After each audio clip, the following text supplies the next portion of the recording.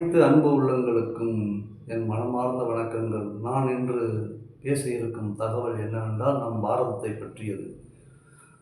இந்த பாரதம் உலகத்திலேயே மிக உன்னதமான ஒரு ஆன்மீக பூமி. இங்கு ஏன் அதிகமான ஆன்மீகவாதிகளும் சித்தர்களும் தோன்றினார்கள் என்றால், இங்கு இருக்கக்கூடிய தட்பவெட்ப சூழ்நிலை, அதிலும் குறிப்பாக தமிழகத்திலே இருக்கக்கூடிய அந்த மிதமான தட்பவெட்ப சூழ்நிலை.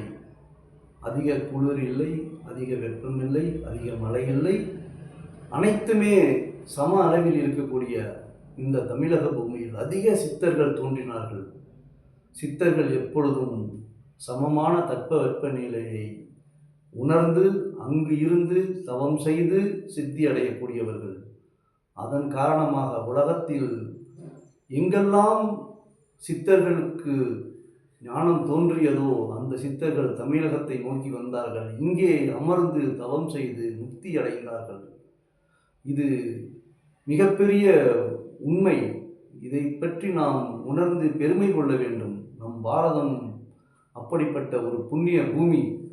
இந்த புண்ணிய பூமியில் நாம் பிறந்ததற்காக நாம் மிகப்பெரிய தவம் செய்து இருக்கிறோம். அதற்காக இறைவனுக்கு நன்றி செலுத்துவோம். அனைவருக்கும் நன்றி.